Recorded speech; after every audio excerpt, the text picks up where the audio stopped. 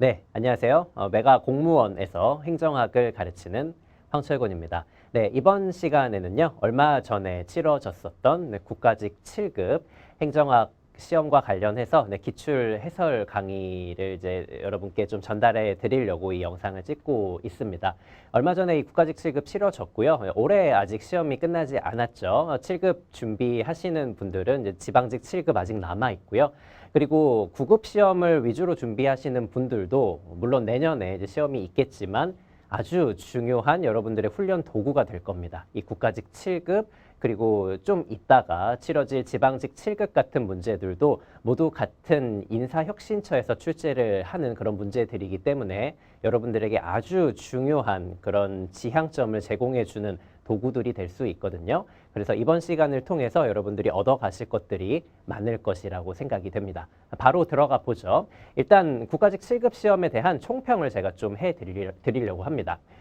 이번 국가직 7급 시험은 아주 적절했어요. 아주 적절하고 모범적인 출제였다라고 이렇게 평가가 됩니다. 적절한 난이도였고요. 그리고 출제위원들이 여러분들의 실력을 테스트하기 위해서 적절한 어떤 비교 포인트라든지 응용력을 테스트할 수 있는 그런 포인트들을 아주 적절하게 훌륭하게 섞어놨던, 그래서 고퀄리티의 문제들도 굉장히 많았던 그런 출제였습니다. 아주 모범적인 출제였다라고 보여지고요. 이 국가직 7급이라든지 뭐 9급이라든지 상관없이 결국 이 행정학 시험이라는 것은, 수험 행정학 시험이라는 것은 행정학의 주요한 기본적인 개념들에 대한 이해도를 묻고 그 기본 개념에 대한 기본적인 지식들을 기반으로 해서 여러분들에게 응용력이나 논리력을 체크하는 그런 문제들로 구성이 되게 되어 있습니다. 이번 국가직 7급 시험도요, 이 기본에 충실했던 그런 시험 출제 패턴을 가지고 있습니다. 물론 요 7급 시험이다 보니까 9급보다는 상당히 조금 어려운 포인트들도 있고 낯선 그런 내용들도 들어가 있어요. 그래서 난이도는 중상 정도로 보실 수 있고요. 그럼에도 불구하고 7급 수험생 분들의 수준을 고려했을 때 이번 시험에서의 합격 점수는 90점 정도가 되지 않을까 이런 생각이 듭니다. 그래서 이 시험을 조금 분석을 해보는 시간을 잠깐만 가지고 문제 해설로 들어갈게요. 일단 우리가 이 영역별로 어떻게 문제가 출제가 됐는지 좀 보기는 해야겠죠. 물론 행정학이라는, 수험 행정학이라는 것이 6가지 파트에서 아주 골고루 출제되는 그런 특징을 갖고 있기는 합니다만 이번 시험에서는 총론의 비중은 조금 적었고 재무도 조금 적기는 했죠. 정책이나 조직, 인사 쪽이 약간 더 많은 그런 출제 비중을 차지하고는 있는데 이런 출제 비중이 앞으로 계속될 거라는 보장은 전혀 없고요. 어쨌든 간에 이 6가지 파트들이 3문제에서 5문제 사이, 뭐 적으면 2문제, 많으면 6문제까지도 나올 수 있겠지만 그 안에서 골고루 출제되기 때문에 행정학의 6가지 파트를 여러분들이 균형 있게 적절하게 공부를 하시는 게 굉장히 중요합니다. 그리고 난이도도 보죠. 제가 아까 전에 총평에서 중상 정도의 난이도라고 설명을 드렸었는데 중간 정도의 문제들이, 난이도 중 정도의 문제들이 12문제 정도 되어 있죠. 어려운 문제가 2문제 섞여 있긴 했어요. 그래서 제가 그 총평에서 합격 점수를 90점으로 제시를 해드렸던 거고요. 물론 여러분들이 반드시 맞추셨어야 하는 이제 하의 문제들도 있었고 이런 하의 문제들 같은 경우에는 당연히 맞추셔야 되고 시간도 절약하셨어야 되는 그런 문제들입니다. 그리고 물론 7급 수준의 그런 수험생분들뿐만 아니라 9급 수준의 수험생분들도 이 중정도의 난이도는 당연히 거의 대부분은 맞추시는 정도의 수준이 되셔야 합격에 이를 수 있을 겁니다. 자, 우리가 난이도하고 그리고 아까 전에 출제 영역별 비중까지 살펴봤는데 여기에서 우리가 한 가지 더 좀 분류를 해볼 수 있는 포인트가 있어요. 제가 이거 굉장히 강조드리는 그런 부분이기도 한데요. 결국 우리가 요 기출 해설 강의를 듣고 지금 기출 분석 수업이 진행이 되고 있습니다만 이렇게 기출 분석을 하고 또 기출 문제들을 여러 번 여러분들이 회독해서 풀어보는 이런 과정이 왜 필요한가를 우리가 잠깐만 떠올려 보자면요. 그건 단순히 어떤 기출 문제의 표현들이 반복된다라던가 아니면 기출 주제들이 단순히 기계적으로 반복된다라는 그런 의미만을 나타내는 것은 아닙니다. 우리가 기출 문제들을 아주 귀하게 여기면서 여러 번 분석하고 풀어보는 이유는 결국 이런 거거든요. 우리가 그 행정학의 주요 개념들을 일단 공부하잖아요. 근데 그 주요 개념들을 출제위원들이 수험에서 어떻게 묻는지 그 묻는 방식들을 훈련하기 위해서 기출문제들을 분석하고 훈련하는 거예요. 그래서 가장 중요한 게 바로 요 묻는 방식이 되는 겁니다. 묻는 방식이다. 기출문제에서 행정학의 주요 개념들을 어떻게 묻고 있는지 그 묻고 있는 포인트들 자, 요것을 우리가 출제 포인트라고 할 수 있을 거예요. 이 출제 포인트들이 반복되기 때문에 우리가 기출문제들을 계속 연습을 하는 거거든요. 기본 개념 물론 중요합니다. 이 기본 개념 물론 중요하지만 이 기본 개념을 출제위원들이 어떻게 묻고 있는지 결국 출제위원들이 여러분들의 실력을 어떻게 테스트하기 위해서 어떤 방식으로 질문을 하고 있는지 이것들을 우리가 훈련할 필요가 있는 거거든요. 그래서 우리가 기출문제를 분석할 때 반드시 이 출제 포인트별로 여러분들이 염두에 두고 기출문제를 보시는 게 상당히 유의미할 겁니다. 저도 수업을 이렇게 진행을 하고 있고요. 자, 그래서 그 가장 큰 출제 포인트 중에 하나가 바로 비교가 되죠. 라이벌끼리의 개념들을 비교하는 이런 방식을 통해서 출제위원들이 여러분들의 개념 이해도를 측정하는 거고요. 논리를 어그러뜨린다든지 그리고 키워드를 바꿔치기 한다든지 이런 방식들도 아주 고전적인 그런 묻는 방식이 되고 있습니다. 실제로 이번 국가직 7급 시험에서도요. 이 정도의 비중을 가지고 출제 포인트들이 나오고 있고요. 우리가 지금부터 이제 문제 하나하나 분석을 해보면서 출제위원들이 이 개념과 이 개념에 대한 지식 그리고 이 지식을 바탕으로 한 여러분들의 응용력을 테스트하기 위해서 어떤 출제 포인트들을 활용을 하고 있는지 결국 어떻게 묻고 있는지 이런 것들을 확인하면서 분석을 해보도록 할 겁니다. 1번부터 들어가 볼게요. 자, 1번부터. 자, 1번부터 이 국가직 7급 시험을 굉장히 정성스럽게 출제했다라는 느낌이 들고 있죠. 자, 이 다음 상황과 관련 있는 이론은 이라고 되어 있는데 원래대로라면 아마도 그냥 좀 단순하게 시험을 냈다면 그냥 이 정보 비대칭 그리고 역선택이라는 키워드를 제시하고 이것과 관련되어 있는 이론을 찾아보라고 했을 거예요. 자, 그런데 그렇지 않았죠. 이 시험에서는 이렇게 1, 2, 3, 4번 이게 조직 관련된 이론들인데 이 관련된 이론들을 여러분들이 정확하게 이해하고 있는지 논리적으로 명확하게 이해하고 있는지를 묻기 위해서 관련된 키워드들을 사례에 적용시켜 놓은 겁니다. 자, 그렇기 때문에 이 문제에서 지향하는 바는 결국 이 중요한 이론들 있죠. 행정학의 주요한 이론들을 여러분들이 그냥 표면적으로 알고 있는지를 체크하는 것이 아니라 이 이론들을 여러분들이 명확하게 논리적으로 이해하고 있는지를 묻고 있는 겁니다. 그래서 출제 포인트가 논리가 되는 거죠. 자, 이 지문을 한번 살펴보자면 보험회사가 사고 확률에 대한 특수 정보를 가지고 있지 않대요. 자, 이거는 정보 비대칭에 대한 상황일 거고요. 자, 이런 정보를 가지고 있지 않은 상황 때문에 이 보험회사가 사고 확률이 높은 사람을 보험에 가입시키는 잘못된 선택, 그러니까 역선택을 하는 상황이 발생했다라는 거죠. 자, 이렇게 정보 비대칭, 역선택 이런 상황과 관련이 있는 이론은 4번 대리인 이론이 될 텐데 자, 이 대리인 이론과 뭐 역선택, 도덕적 해이, 그리고 정보 비대칭 이런 키워드들 아시는 것도 물론 중요합니다만 이 시험에서의 출제 포인트를 보시는 것과 같이 결국은 출제위원들이 개념들을 여러분들이 논리적으로 이해하고 있는지를 묻고 있는 거죠.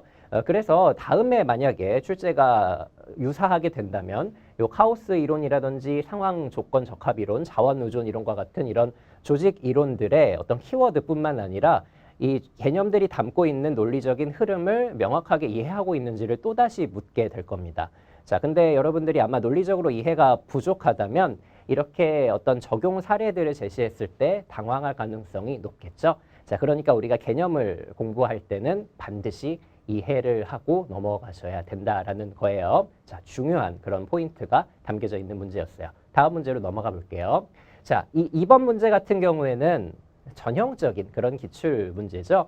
가장 중요한 요 로이의 정책 유형과 관련해서 비교 포인트가 들어가 있는 겁니다. 자, 로이의 정책 유형은 우리 4가지로 구분할 수 있죠. 그리고 유형들이 나오게 된다라는 얘기는 결국 유형별로 여러분들이 잘 비교할 수 있는지를 묻는 것이 출제 포인트가 됩니다. 자, 여기에서는 분배 정책에 해당하는 것만을 모두 고르라고 되어 있는데 결국 분배 정책 이외에 뭐 규제 정책이라든지 구성 정책 또는 재분배 정책 같은 것들이 이 선지들에 숨어 있겠죠. 자, 그런 것들을 여러분들이 찾아내실 수 있어야 되는데 전형적인 그런 사례인 누진소득세, 이데올로기라는 이런 키워드에서 우리가 요 니은 선지는 분배가 아니라 재분배다. 이런 것들을 알아내실 수 있어야 되고요. 리을 선지도 보시면 이렇게 갈등 수준이 상당히 높고 정부가 강제력을 행사하는 이런 정책은 뭐였죠? 자, 이런 정책은 분배가 아니라 규제 정책이잖아요. 그렇죠? 자, 그래서 이 두 가지 선지들을 여러분들이 찾아내실 수 있는지 묻고 있는 거예요. 결국은 분배 정책하고 다른 유형의 정책 유형들을 비교할 수 있는지 구분해낼 수 있는지를 묻는 것이 출제 포인트였다라는 거죠. 자, 그래서 정답이 기역과 디귿이 되는 거고 분배 정책과 관련한 키워드들 다시 체크를 해보자면 비교적 안정적인 그런 어떤 절차가 형성되죠. 왜냐하면 수혜 집단도 골고루 분담이 되고요. 분산이 되고 그러니까 비용을 분담하는 그런 집단도 비용을 골고루 분담을 하게 되기 때문에 안정적인 절차 확립에 아주 용이하고요. 이 로그롤링이나 포크 배럴 같은 것, 담합하는 것, 통나무를 같이 굴리는 거죠. 담합하는 것, 그리고 포크 배럴이라는 거, 돼지 구유통 정치, 먹이를 나눠 먹는 이런 식의 정치적인 행위들이 나타나는 것도 분배 정책의 특징이었어요. 다시 한번 키워드들 정리하시고 결국은 이런 유형들이 나오게 되면 비교하실 수 있는지 묻고 있기 때문에 잘 정리를 또 해두실 필요가 있습니다. 자, 어쨌든 이런 이제 전형적인 기출문제들이 나오게 되면 여러분들이 빨리 정확하게 풀어내시면서 스피드를 활용하시고 다른 문제들을 풀기 위한 시간을 세이브하는 것도 굉장히 중요할 겁니다. 다음 문제로 넘어가 볼게요. 자, 요 3번 문제도 시사하는 바가 크죠. 자, 정책 의제 설정 모형에 대한 설명으로 옳지 않은 것인데 자, 우리가 보통은요. 정책 의제 설정 모형과 관련해서 요 내부 접근형, 동헌형, 외부 주도형 요 세 가지 모형을 제시한 콥과 로스라는 학자들이 있었죠. 그 학자들의 요 세 가지 모형을 중심으로 보게 되는데 근데 우리가 한 가지 더 살펴볼 수 있다면 바로 요 공고화형, 굳히기형이었습니다. 이게 실제로 7급에도 출제된 바가 있고 우리가 수업 시간에도 중요하게 다루는 그런 유형이 되죠. 자, 그러니까 이 문제는 이 메이라는 학자가 제시한 의제 설정 유형, 의제 설정 모형과 관련된 그런 문제였던 거죠. 자, 이렇게 어떤 이론과 관련해서 문제가 나오게 되면은 물론 이렇게 비교 포인트들이 출제가 될 수도 있고요. 그리고 한 가지 더 출제가 될 수 있다면 각각의 모형들이 어떤 논리적인 흐름을 갖고 있는지를 여러분들에게 묻고 있는 그런 출제 포인트가 당연히 제시가 될 수 있는 겁니다. 하나하나 좀 간단하게 살펴보자면요. 이 내부 접근형이라는 거, 저 내부 접근형이라는 것은 독특한 게 있었죠. 여기에서도 이제 나오고 있지만 정부기관 내부의 집단 혹은 정책 결정자와 빈번히 접촉하는 집단이 공중의제화하는 것을 꺼리는 것. 자, 그렇기 때문에 내부 접근형을 우리가 음모형이라고도 하는 겁니다. 자, 그러니까 이 정부 의제가 바로 되죠. 정부 의제가 되다가 공중 의제로 되는 요 과정 자체가 없는 거예요. 그냥 정부 의제로 끝나게 되는 겁니다.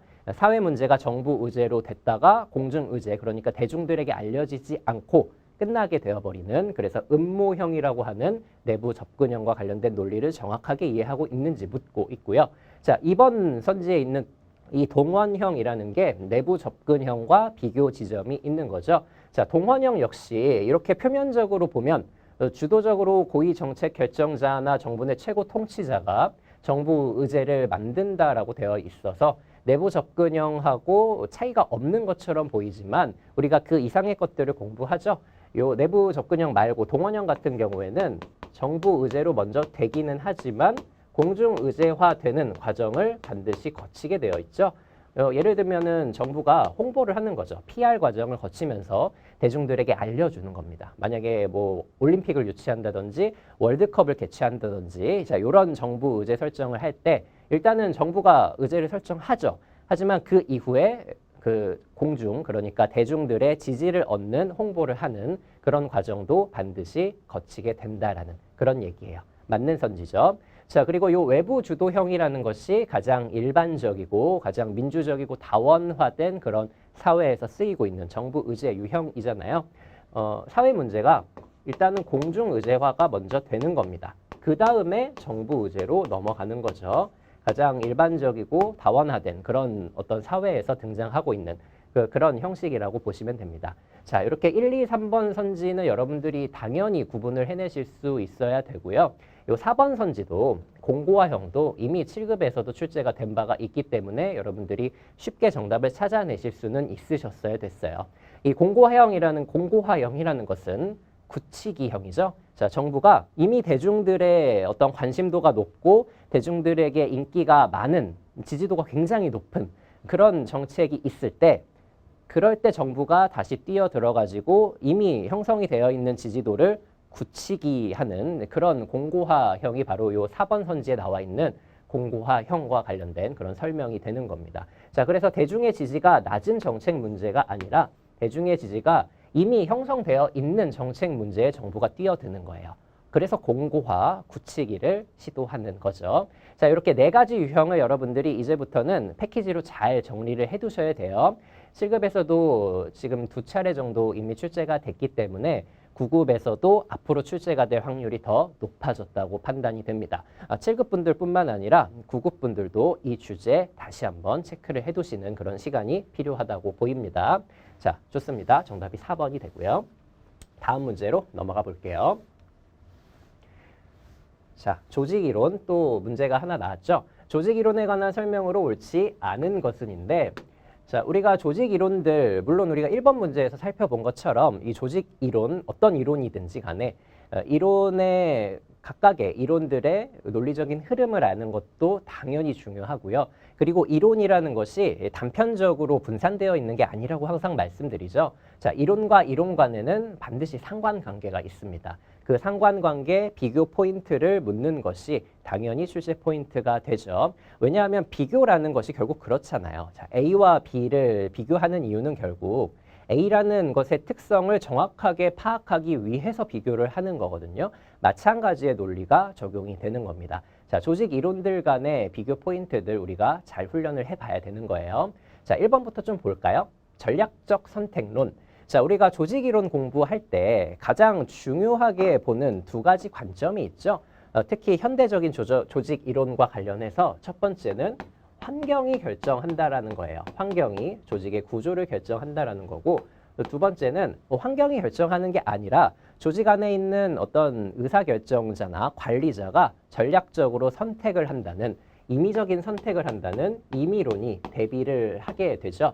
그래서 조직 이론이라는 것이 이 환경 결정론에 속하는지 임의론에 속하는지 이것이 일단 첫 번째 비교 포인트가 됩니다. 자, 그런데 전략적 선택론이라는 것은 딱 이름에서 보셔도 알 수 있는 것처럼 전략적으로 선택한다라는 거예요. 그것은 환경이 결정한다라는 게 아니죠. 임의로 선택한다라는 겁니다. 이 전략적 선택론은 단순히 상황 적응의 차원이 아니라, 그러니까 환경에 따라서 적응을 하는 그런 차원이 아니고요. 설계자, 조직 관리자의 자유재량, 의사결정 이런 것들이 아주 중요하다라고 보는 그런 선지가 되는 겁니다. 그게 맞는 선지죠. 자, 2번. 번스와 스토커. 자, 우리 학자가 나오죠? 이 7급 경제학이 아니죠. 7급 행정학 시험에 냄새가 나는 그런 선지들이에요. 9급보다는 7급에서 이런 학자분들이 많이 출제가 되는데 학자의 여러분들이 매몰되실 필요는 전혀 없어요. 우리가 반복되어서 출제되는 분들만 정리를 하시면 되고요. 종종 출제되는 이렇게 번스와 스토커라든지 4번의 버나드. 자, 이런 분들은 이렇게 나올 때마다 살짝씩 눈에만 익혀두시면 충분해요. 자, 만약에 모른다, 번스와 스토커 잘 모르겠다 이러면 일단 다음 선지로 넘어가 보시면 됩니다. 3번 선지 볼게요. 자, 조직군 생태학이라는 것은 조직을 외부 환경의 선택에 의해 선택에 영향을 받을 뿐만 아니라 적극적으로 영향을 끼치는 능동적인 존재로 이해한대요. 그러니까 이 조직군 생태학이라는 조직 이론이 둘 중에 어디에 해당된다라고 여기에선 설명을 하고 있는 거죠. 능동적인 존재, 환경의 어떤 영향을 절대적으로 받는 게 아니라 임의론에 해당된다라고 이렇게 보고 있는 건데, 자, 이거 아주 빈번하게 출제되는 그런 출제 포인트잖아요. 자, 조직군 생태학이라는 것은 극단적인 환경 결정론적인 시각 중에 하나입니다. 그쵸? 이게 바로 이제 조직군 생태학하고요. 조직군 생태학하고 임의론에 해당되는 공동체 생태학, 이 두 가지를 비교하는 출제 포인트죠. 이 조직군 생태학 이론과 공동체 생태학 이론을 잘 구분할 수 있는지를 묻기 위해서 이런 선지를 출제하고 있는 겁니다. 자, 조직군 생태학 이론은 능동적으로 보는 게 아니라 아주 피동적인 환경에 절대적인 영향을 받는 극단적인 환경 결정론적인 시각이라고 봐요. 조직 구조가 형성되는 그런 과정을요. 자, 그래서 조직군 생태학 이론은 환경 결정론적인 시각이고요. 여기에 대한 설명은 사실 공동체 생태학 이론과 유사한 그런 설명이라고 보시면 됩니다. 자, 이 출제 포인트 다시 한번 정리하세요. 조직군, 공동체 두 가지를 비교하는 출제 포인트가 됩니다. 자, 그리고 요 번스와 스토커라는 이런 분들은 여기 보시면 아시겠지만 환경의 중요성을 굉장히 중요하게 생각합니다. 그러니까 상황에 적합한 조직 구조를 설계해야 된다라고 주장하는 환경이 더 중요하다고 생각하는 그런 학자들이라고 보시면 되고, 버나드라는 분도 기존의 기계적인 조직관을 비판하면서 조직 내에 있는 인간적 사회적 측면을 강조한 이런 분이라고 다시 한번 눈에 익혀두시면 좋을 거예요. 자, 좋습니다. 다음 문제로 넘어가 볼게요. 자, 이 문제도 직무 분석하고 직무 평가 이 두 가지 헷갈릴 수 있는 개념을 여러분들이 잘 구분할 수 있는지 비교 포인트가 일단 출제가 되는 겁니다.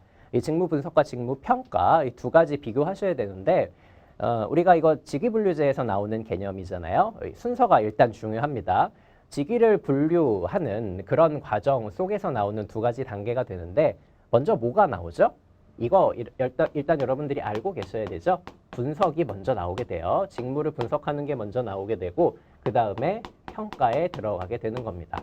자, 이 두 가지 여러분들이 잘 구분하실 수 있어야 되겠죠. 직무 분석이라는 것은 크게 종류를 나누는 거죠. 종류를 나눠서 직렬과 직군을 형성하는 그런 작업이 되는 거고요. 이 다음에 곤란도와 책임도에 따라서 직무를 등급화하고 직급으로 나누는 그런 작업이 바로 평가가 되는 겁니다. 자, 그래서 이 두 가지 측면을 가지고 출제를 하고 있는 파트가 바로 1번, 3번이 되는 거죠. 일단 3번부터 볼게요. 자, 일반적으로 직무평가 이후에 직무 분류를 위한 직무 분석이 이루어지지 않죠. 먼저 직무 분석이 이루어지는 겁니다. 직무 분석이 이루어진다.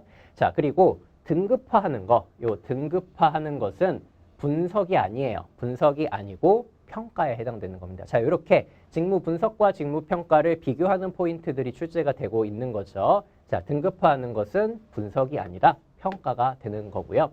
자, 2번 선지 한번 우리가 보자면, 자, 2번 선지 같이 태클을 걸 수 없는 이런 선지들도 나옵니다. 직무 자료를 수집하는 방법, 그러니까 직무를 분석하고 평가를 하기 위해서는 자료들을 수집을 해야 되겠죠. 이런 직무 자료 수집 방법에 관찰하고 면접을 하거나 설문지를 돌리거나 중요한 것들을 기록하는 일지기록법 등을 당연히 사용할 수 있겠죠. 다양한 종류의 채널을 통해서 정보를 수집해야 된다는데 누가 태클을 걸 수 있겠어요. 자, 이거는 아주 상식적인 수준에서 맞는 선지가 되는 겁니다. 자, 그래서 정답은 여러분들이 2번으로 선택을 하시고 4번을 간단하게 체크를 하실 필요가 있는데, 이 직무 평가의 방법, 이것도 항상 출제가 되는 그런 포인트잖아요. 계량적 방법과 비계량적 방법으로 나눠서 구분을 하실 수 있어야 됩니다.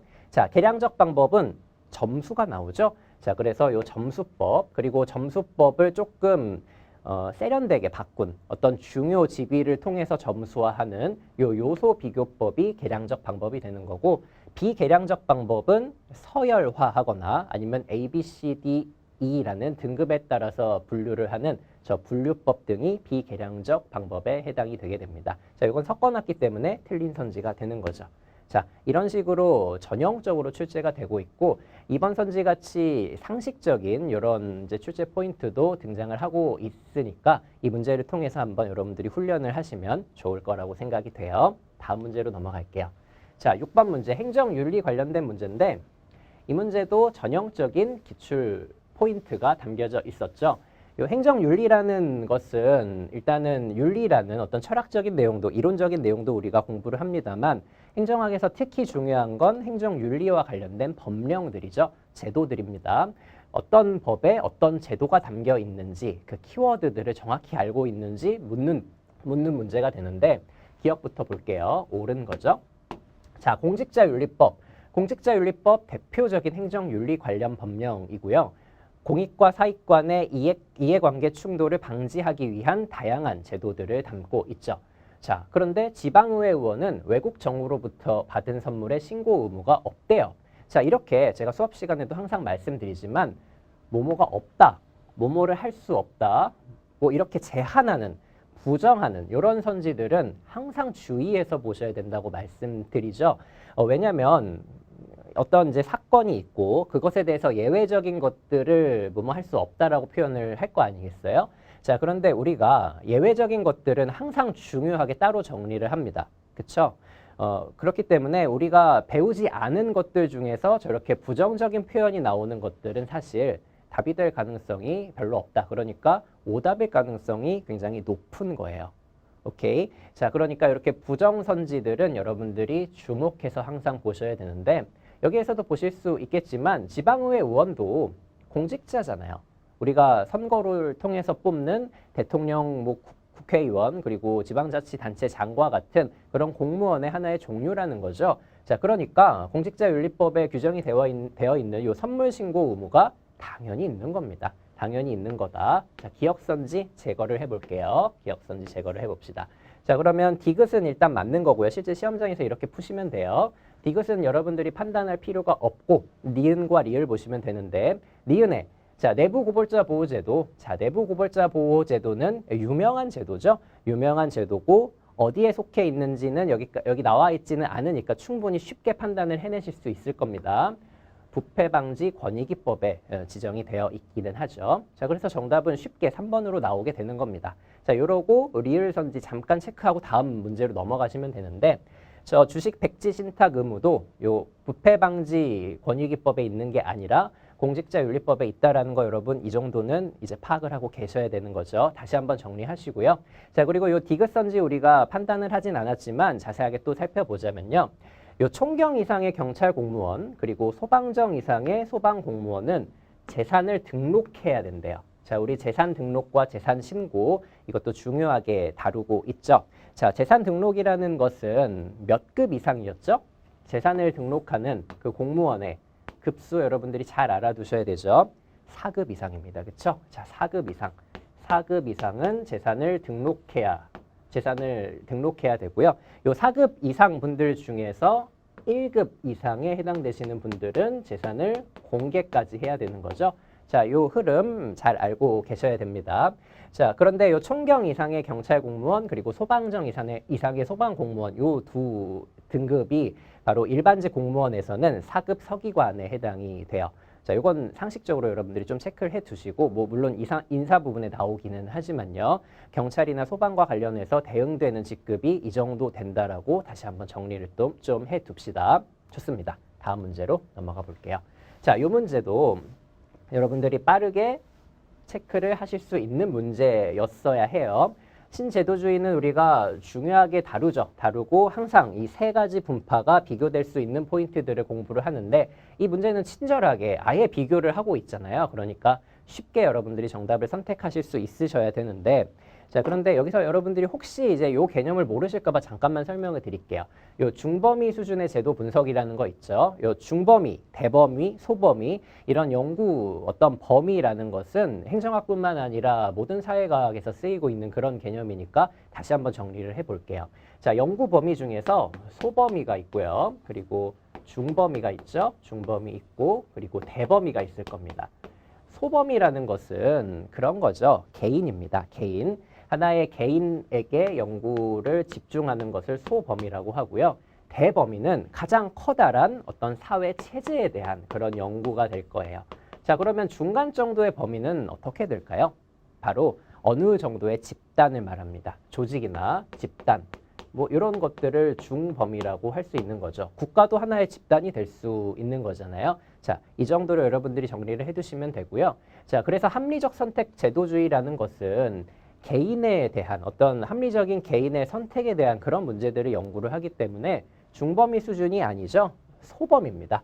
중범위 수준은 역사적 제도주의와 연관이 되어 있어요. 자, 역사적 제도주의는 한 국가의 역사적인 맥락에 따라서 어떤 제도가 경로를 어떻게 형성을 하는지에 대한 그런 연구잖아요. 자, 그래서 1번은 당연히 아니고 합리적 선택 제도주의는 거래 비용이라든지 전략적 상호작용 같은 어떤 미시적인 개인들의 전략적인 선택과 관련되어 있는 그런 키워드들이 친근하죠.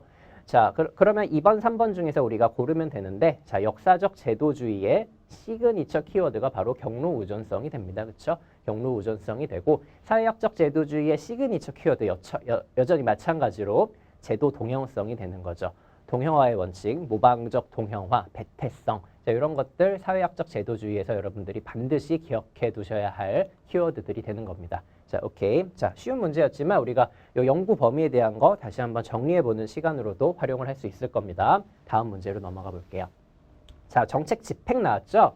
자, 정책 집행은 물론 아주 많은 내용들이 담겨져 있기는 합니다만 이 정책 집행과 관련해서는 가장 당연히 이제 출제위원들이 관심이 있는 그런 이제 출제 포인트는 비교적 하향식 집행과 상향식 집행을 비교할 수 있는지의 여부예요. 하향식 집행과 상향식 집행이죠. 상향식. 요 하향식 집행과 상향식 집행은 논리 구조가 완전히 다르기 때문에 여러분들이 비교를 하실 수 있어야 됩니다. 물론 상식적인 내용들이기 때문에 여러분들이 당연히 잘 정리를 해두시고 있으셔야 돼요. 하향식 정책 집행이라는 것은 위에서 정책이 결정되면 그것이 바로 정책 집행으로 내려간다는 이런 뜻이 되는 거고, 상향은 반대죠. 아래에서 정책을 실제로 집행하는 그런 하위 일선 관료들의 어떤 영향력이 정책 결정에도 영향을 미친다라는 이런 상향식의 논리 구조를 갖고 있는 거죠. 자, 요 두 가지를 여러분들이 정확하게 비교를 해내실 수 있으셔야 되는 겁니다. 자, 그래서 1번 선지부터 한번 보자면요. 하향식 접근 방법이죠. 하향식 접근 방법은 결정된 대로 집행이 된다라는 거예요. 결정된 대로 집행이 되기 때문에 자, 이때는 정책 목표가 완전히 안정적이고 경직적이어야 된다라고 보죠. 그래야 결정된 대로 곧바로 그냥 토시 하나 안 틀리고 집행을 할 수 있잖아요. 그런데 여기서는 정책 목표의 신축적 조정이 효과적인 정책 집행을 가져온대요. 아니죠. 정책 목표가 신축적이면 정책을 집행하는 데 상당한 어려움이 따를 겁니다. 자, 그렇게 되면 하향식보다는 오히려 상향식이 더 유리할 수도 있을 거예요. 자, 1번은 틀렸죠. 자, 그리고 요 학자들 나왔는데 요 정책 집행에서의 학자들을 여러분들이 기억을 해두셔야 돼요. 기억을 해두셔야 된다.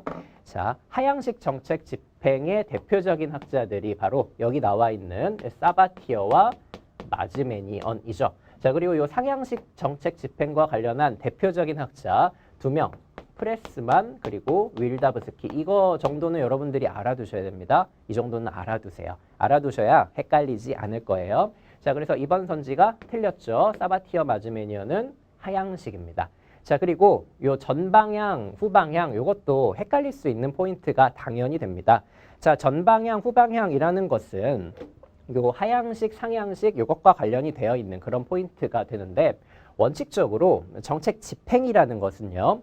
결정된 그대로 집행이 되는 게 일반적이에요. 그쵸? 일반적입니다. 이게 바로 앞으로 나아가는 거죠. 정책이 결정된 다음에 정책 집행으로 한 단계 나아가는 앞전자를 써서 그래서 요 전방향적 연구라고 하는 거죠.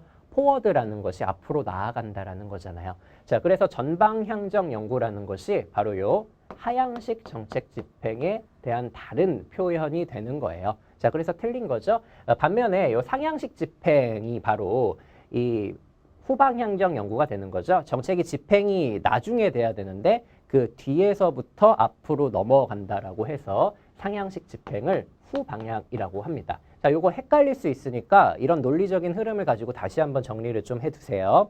상향식, 하향식, 그리고 전방향, 후방향 어떻게 연결되는지 다시 한번 체크를 해보시면 될 겁니다. 자, 그래서 정답이 사실 자연스럽게 4번으로 나와요. 근데 요 4번에 우리가 굉장히 낯선 그런 학자가 등장하죠. 바로 고긴이라는 분인데 이게 바로 7급 행정학의 특징이고 만약에 행정학 문제가 어렵게 나오면 이런 식으로 난이도를 좀 조절을 할 수는 있을 텐데요.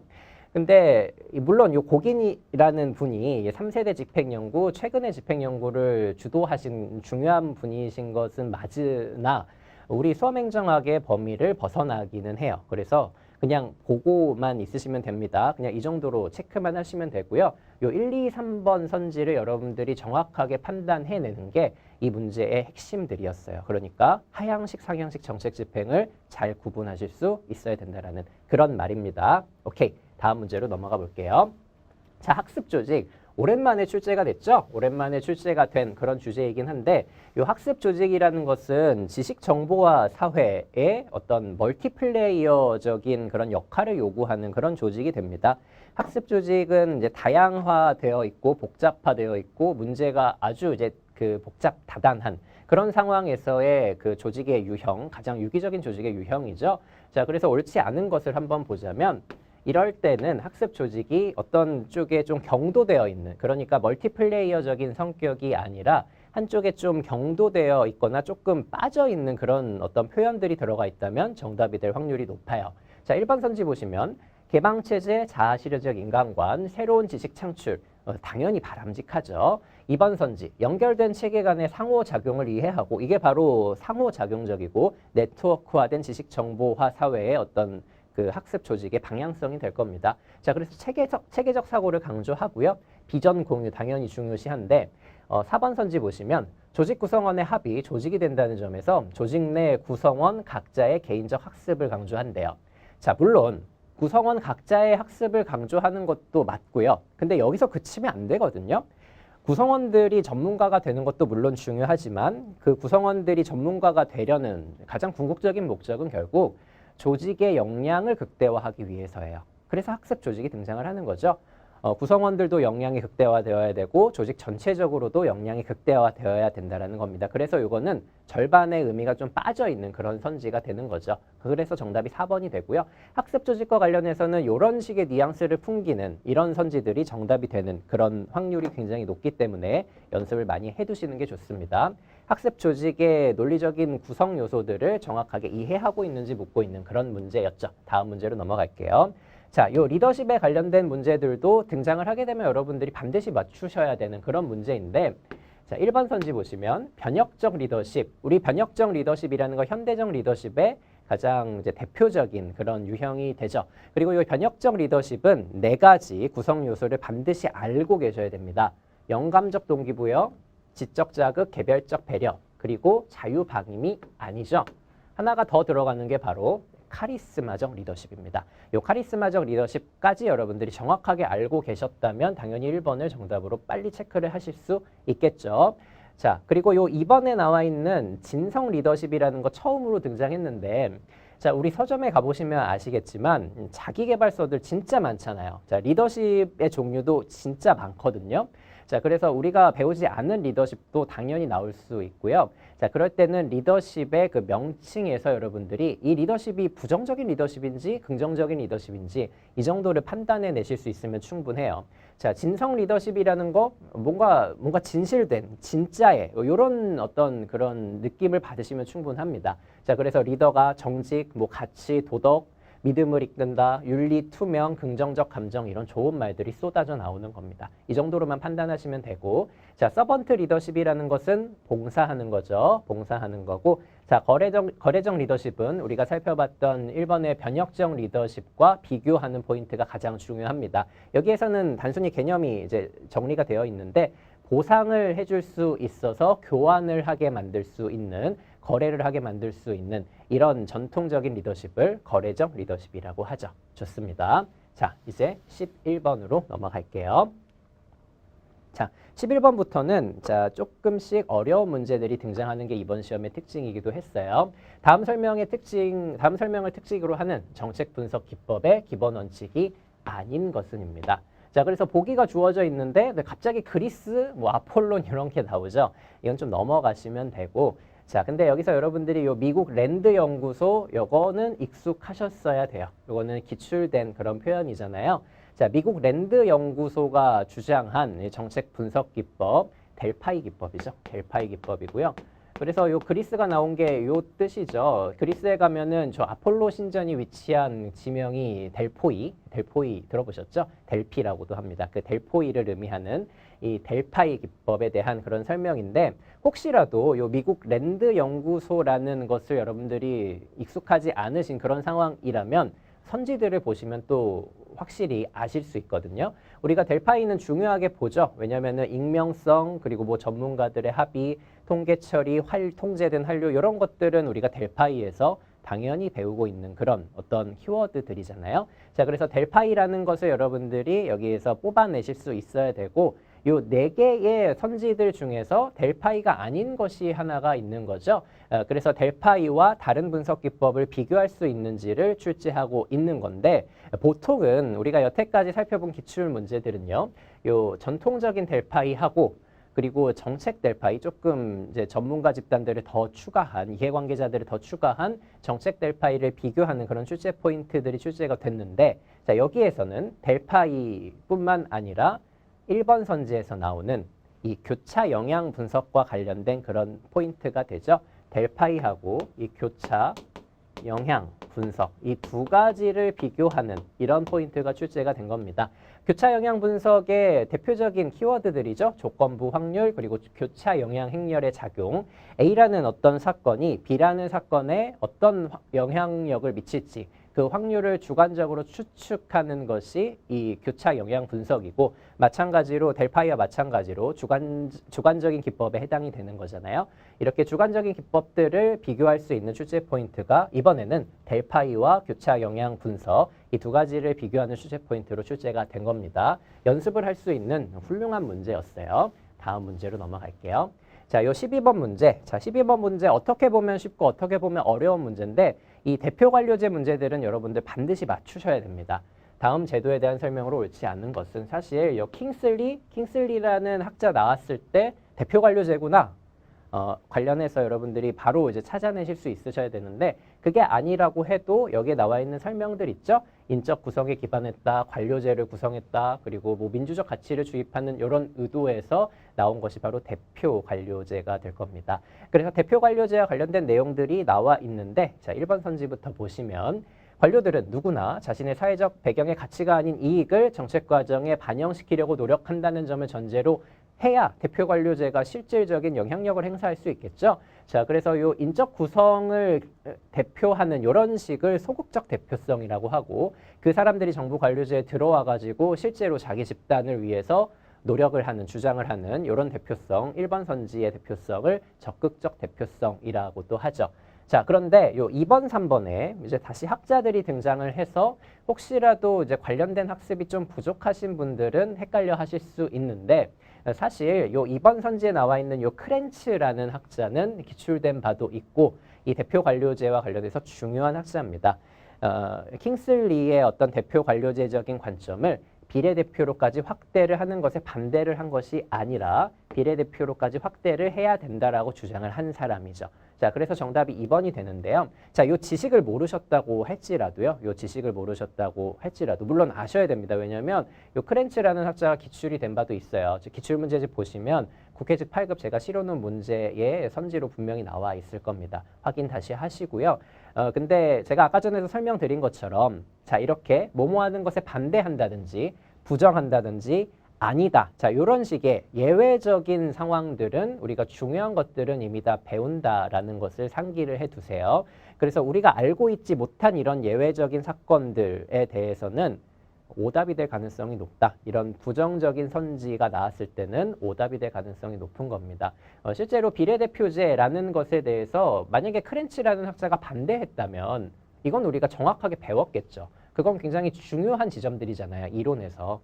실제로 대표관료제라는 것도 실적제의 어떤 부작용 때문에 나타난 거고 실적제라는 것도 역관제의 부작용 때문에 나타난 거고 역관제라는 것도 그 이전에 있었던 정실적인 인사 임용 때문에 나타나게 된 이런 연관관계들을 우리가 중요하게 배우는 것처럼 만약에 요 크렌치라는 사람이 대표관료제를 이렇게 비판했다라고 한다면 우리가 이미 배웠을 거라는 거죠.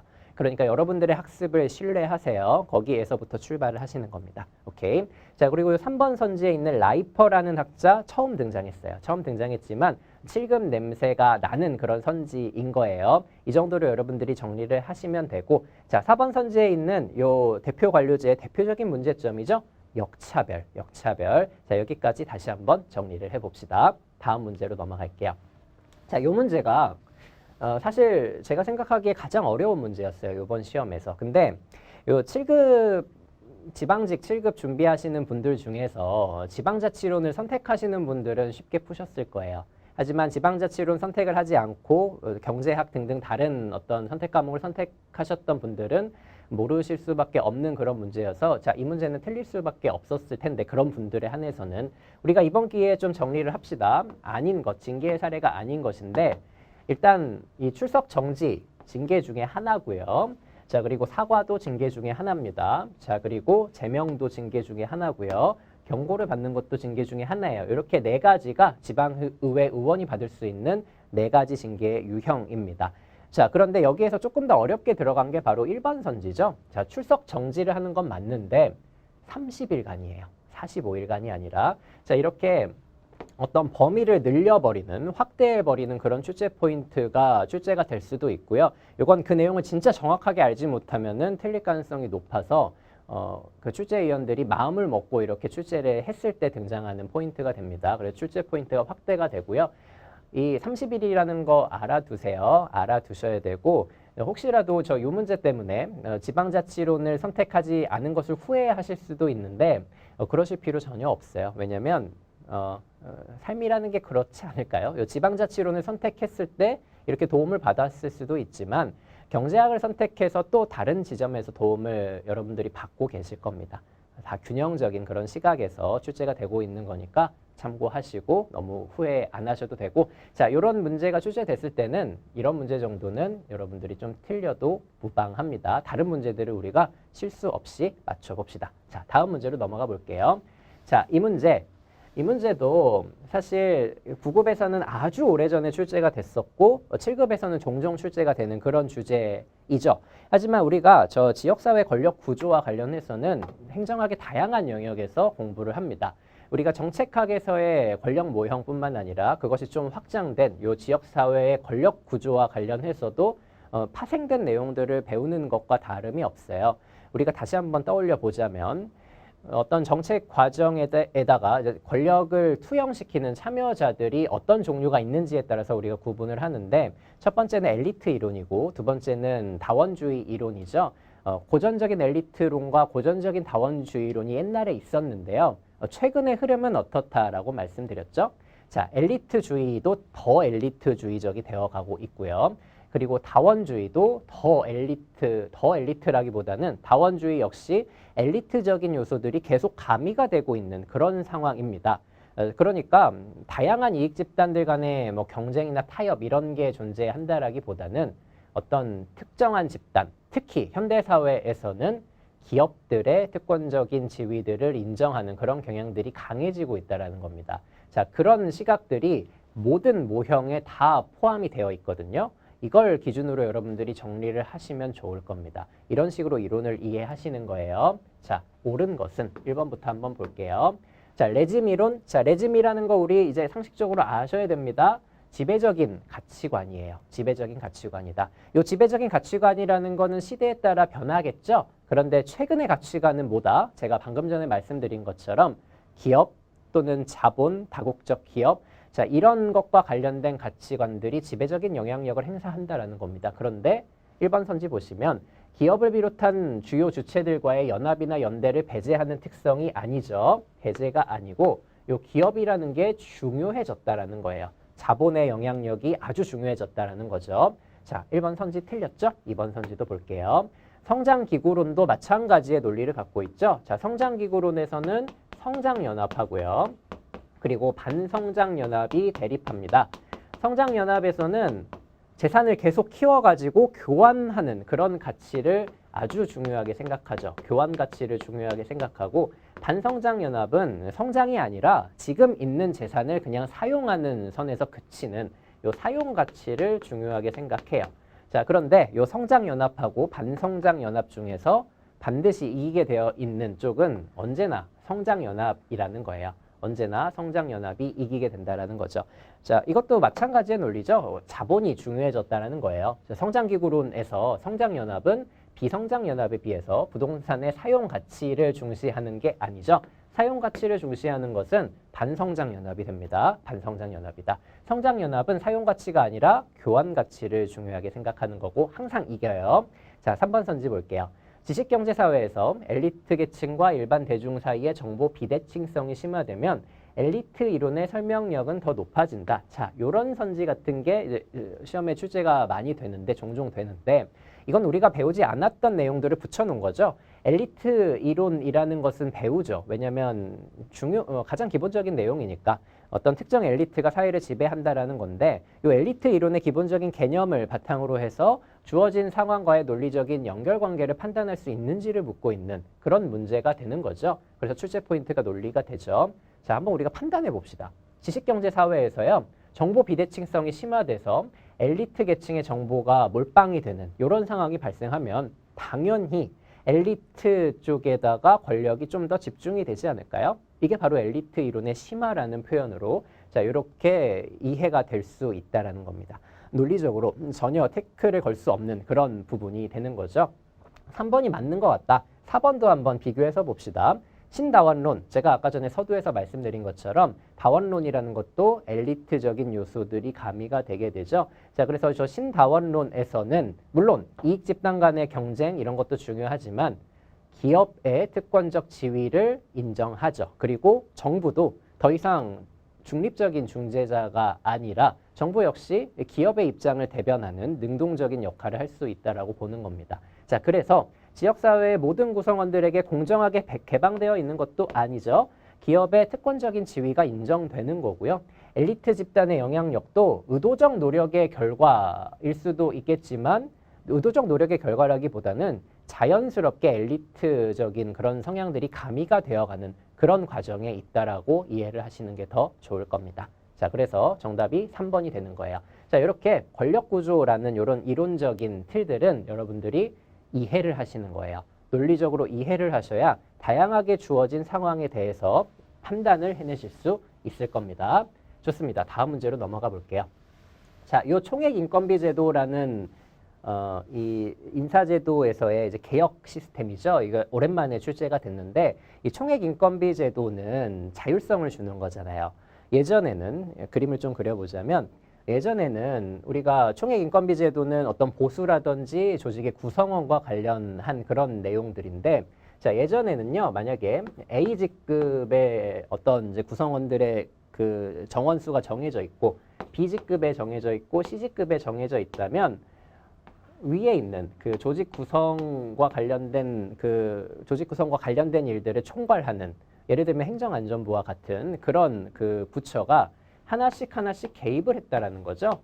A라는 직급에는 10명, B라는 직급에 10명, C라는 직급에 10명. 자, 이런 식으로 하나하나 개입을 했다면 이제는 총액인건비제도에서는 저러지 않는다라는 겁니다. 이제는 그냥 30명을 통째로 주는 거예요. 30명을 통째로 줘가지고 부처에서 자율적으로 판단해서 자율적으로 좀 판단해가지고 구성원들을 좀 재량적으로 유연하게 분배를 할 수 있는 그런 시스템을 마련을 하고 있는 거죠.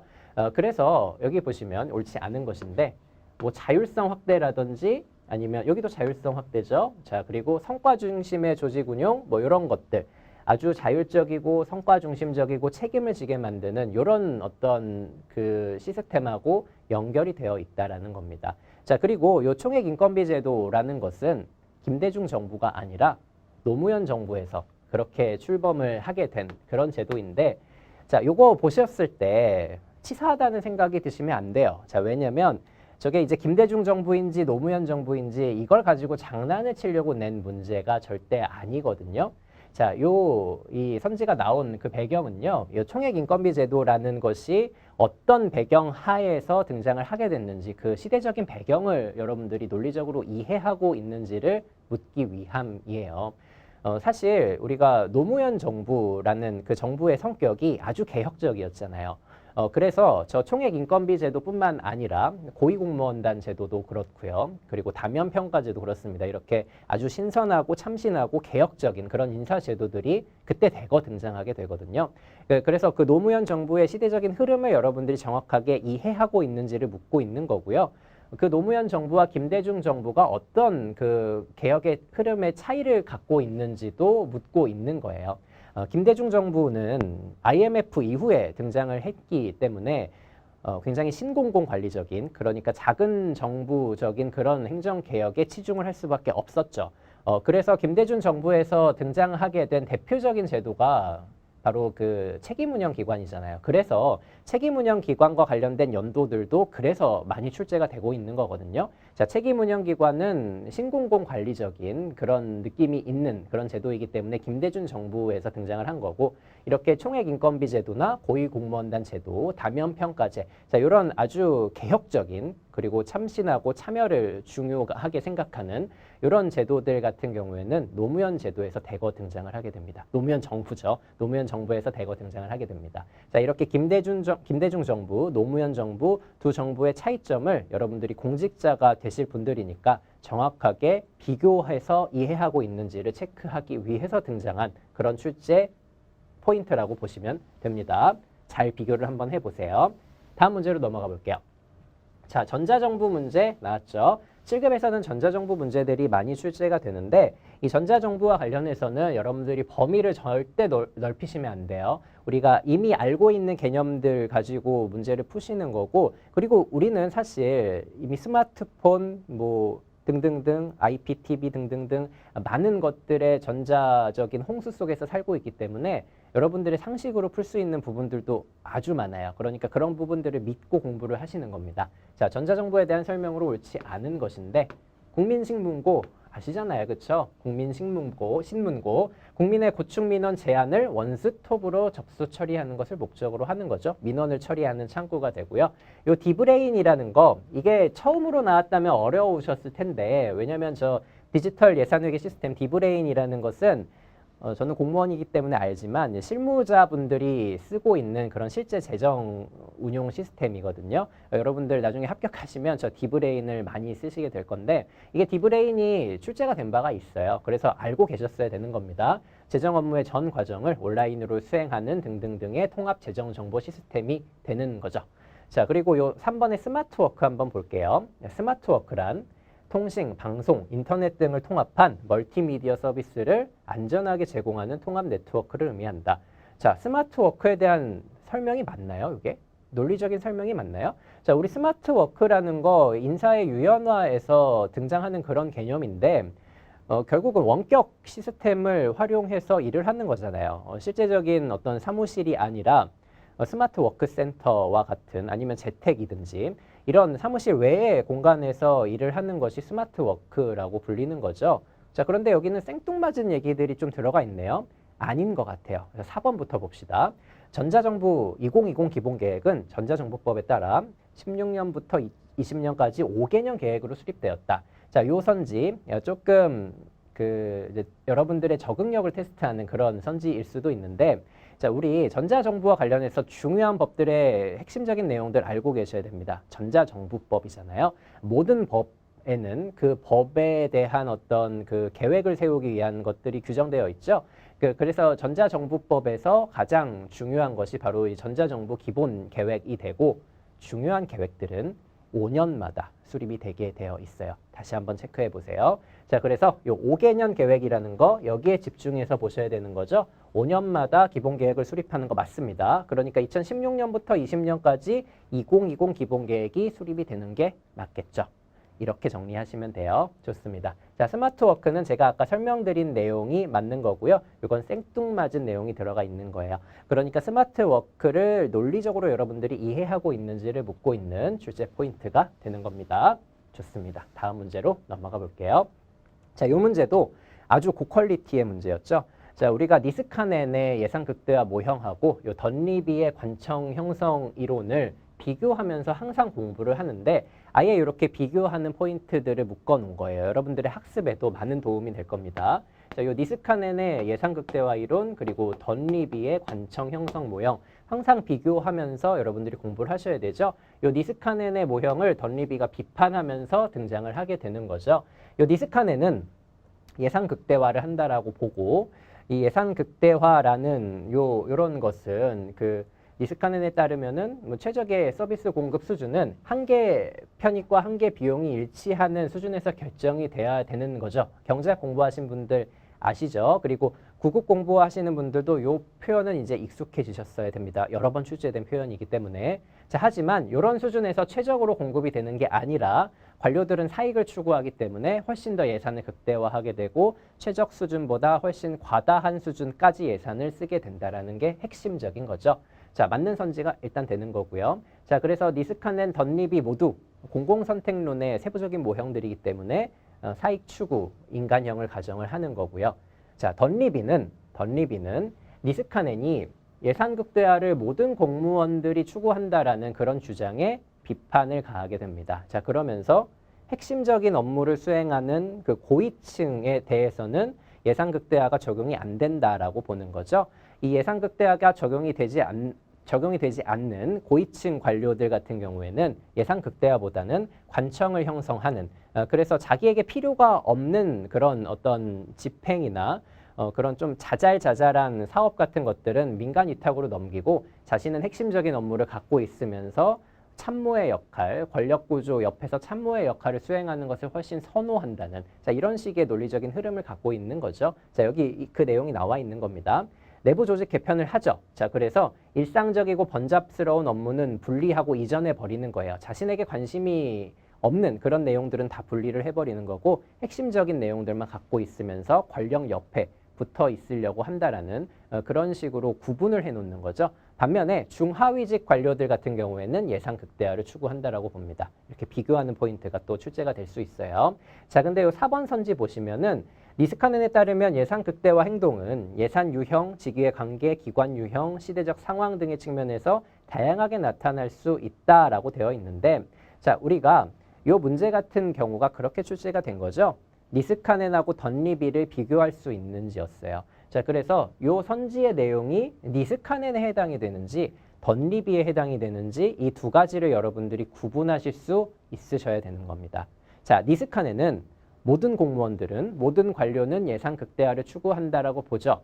하지만 덧립이는 그 부분을 비판하면서 다양한 상황들이 발생할 수 있다는 거예요. 방금 전에 말씀드린 것처럼 고위층은 그렇지 않을 수 있다는 거죠. 중하위층 관료들은 그럴 수 있다는 거고요. 이렇게 다양한 시각들을 제공하는 것이 덧립이었어요. 그런데 여기에서는 다양하게 나타날 수 있는 이런 주장을 했다는 사람을 니스카넨이라고 제시를 하고 있으니까 틀린 거죠. 자, 이런 주장을 한 사람은 덧립이가 되는 겁니다. 자, 이렇게 혹시 조금 어려운 문장 구조가 나온다고 할지라도요. 이 니스카넨, 덧립이를 비교해서 여러분들이 찾아내실 수 있으면 정답 확률이 훨씬 더 올라갈 거예요. 자, 중요한 지점입니다. 비교하셔야 되는 거예요. 자, 정답 4번이 되는 겁니다. 다음 문제로 넘어갈게요. 자, 실험 설계와 관련해서는 잠깐만 설명을 드려볼게요. 자, 실험이라는 것은 원래는 비실험의 문제점을 해결하기 위해서 등장한 겁니다.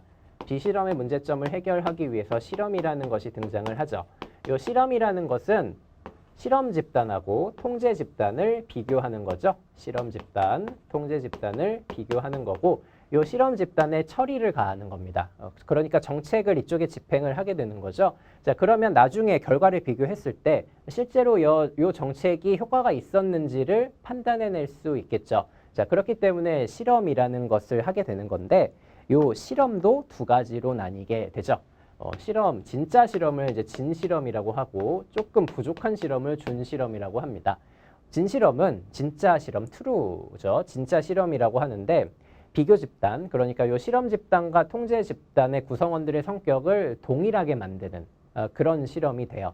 동일하게 만들려면은 무작위로 배정을 해야 되는 거죠. 반면에 준실험은 요 동일성을 보장을 하지 못하는 그런 실험입니다. 무작위 배정을 하지 못했기 때문이에요.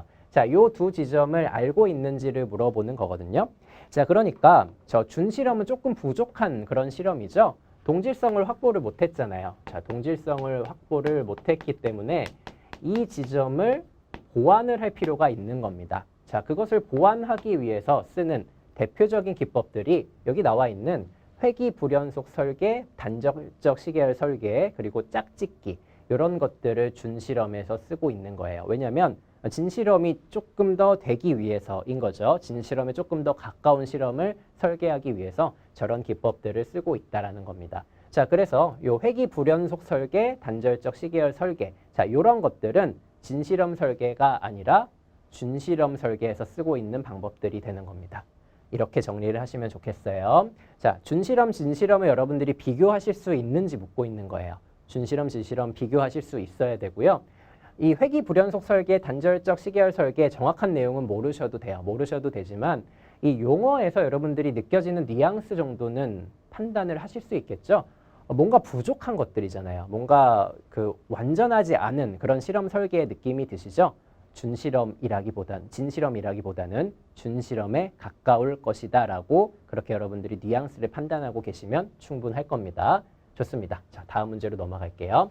자, 이 문제도 이 시험에서 이제 가장 어려운 주제 중에 하나였는데 사실 요 다중합리성 예산 모형, 루빈의 다중합리성 예산 모형은 16년도죠. 16년도에 7급에서 출제가 한 차례 됐고 그 문제랑 거의 유사해요. 거의 유사하다. 그래서 이제는 7급 분들뿐만 아니라 요 9급 준비하시는 분들도 요 주제에 대해서 이제 학습을 하실 때가 됐다라고 봅니다. 공부하셔야 되는 그런 주제가 됐다라고 봐요.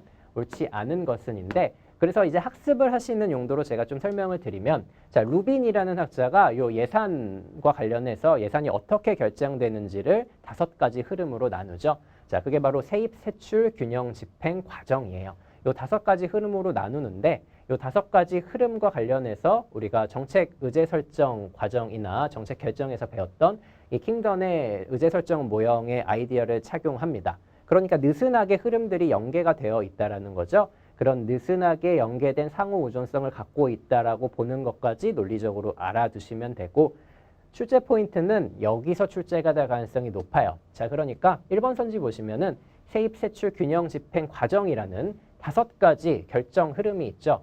이 5가지를 비교하는 포인트가 당연히 출제가 되지 않겠어요? 자, 여기에 집중을 하셔야 됩니다. 자, 그래서 세입은 거두어 드리는 거죠. 세입은 거두어 드리는 것이기 때문에 거두어 드리는 대상에게 설득을 하는 정치가 필요하고요. 세출 같은 경우에는 쓰는 건데 어디에 쓸 것인지 선택을 하는 흐름이 아주 중요해지겠죠. 자, 그리고 균형이라는 거 우리는 예산 균형을 추구해야 됩니다. 왜냐하면 제약 조건들이 있기 때문에 그래서 저 균형에서는 제약 조건과 관련된 정치가 등장을 하게 되고 그리고 이 집행이라는 것은 결정된 것을 집행하는 거죠. 기술적으로 집행을 하는 거고 결정된 바를 집행을 제대로 할 수 있는지와 관련된 책임성과 관련된 부분이 문제가 될 수 있고요. 전체적인 과정은 누가 어떻게 결정을 하는지와 관련이 되어 있는 겁니다. 자, 이렇게 다시 한번 여러분이 정리를 이제 문건 등을 통해서 정리를 하셔야 됩니다. 자, 4번 선지 보시면 근데요. 네, 봅시다. 자, 예산 균형 흐름이래요. 예산 균형 흐름에서는 균형을 맞추기 위한 제약 조건이 중요하다라고 말씀드렸는데 기술적 성격, 책임성, 자, 이런 것들은 결정한 바대로 그대로 집행을 하는 그 책임성과 관련된 집행의 흐름에서 나타나는 특성들이 되는 거죠. 자, 이렇게 비교 포인트가 나올 수 있는 부분을 중심으로 여러분들이 출제 포인트를 훈련을 하셔야 되는 겁니다. 중요한 문제가 됐어요. 이제 9급 분들도 이 주제를 이제 공부를 하셔야 됩니다. 자, 이제 마지막 문제예요. 마지막 문제다. 이 부담금은 이렇게 단독으로 문제가 출제된 바는 여태까지는 없습니다만 우리가 여러 부분에서 보죠. 재무에서도 보고 지방에서도 보고 수익자 부담 원칙과 같은 총론에서도 봅니다.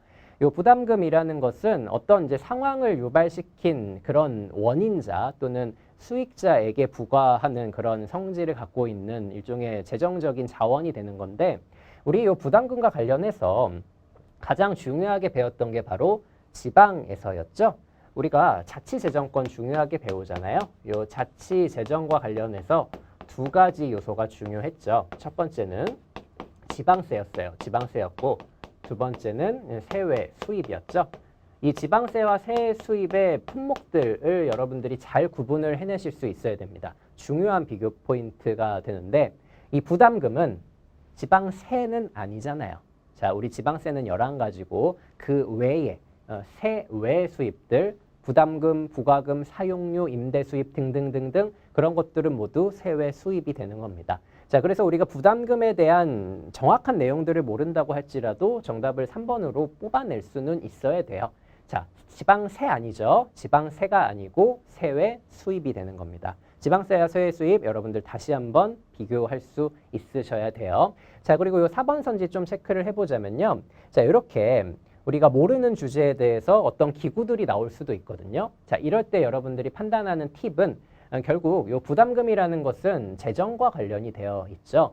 그래서 요 부담금과 관련된 어떤 조직, 예를 들면 부담금 심의위원회와 같은 이런 조직이 어디 소속으로 되어 있는지를 묻는 이런 선지들도 출제가 많이 되죠. 당연히 돈과 관리가 되어 있기 때문에 기획재정부 장관 소속이 되는 겁니다. 만약에 뭐 조직이라든지 정원 그리고 지방자치단체 이런 곳과 관련이 되어 있다면 행정안전부 장관이 되겠죠. 이 정도의 여러분들이 행정학적인 감각들 가지고 계셔야 됩니다. 우리가 모르는 선지들을 돌파할 수 있는 그런 감각들도 당연히 필요하고 여러 번 훈련을 하셔야 될 겁니다. 네, 우리가 이렇게 20문제를 이제 다 살펴봤어요. 이번 국가직 7급 시험은 내년도에 9급을 보시는 분들에게도 아주 훌륭한 그런 훈련 도구가 될 수 있을 거라고 봐요. 출제의 포인트들이 명확하고 굉장히 적절했기 때문에 여러분들이 해당 기출문제들을 여러 번 분석해 보면서 제가 서두에서도 말씀드린 바와 같이 묻는 방식, 기출 문제에서 여러분들에게 출제위원들이 질문하는 방식들을 적절하게 훈련을 하셔야 될 겁니다. 개념의 이해도 중요하지만 개념을 어떻게 물어보고 있는지를 기출 문제를 통해서 여러 번 훈련을 해보세요. 자, 그러면 여러분 우리 이제 다음 지방직 7급도 남아있죠. 그 시험도 잘 치러보시고 아마 또 그때도 해설 강의를 하게 될 것 같은데 그때 다시 한번 뵙도록 하겠습니다.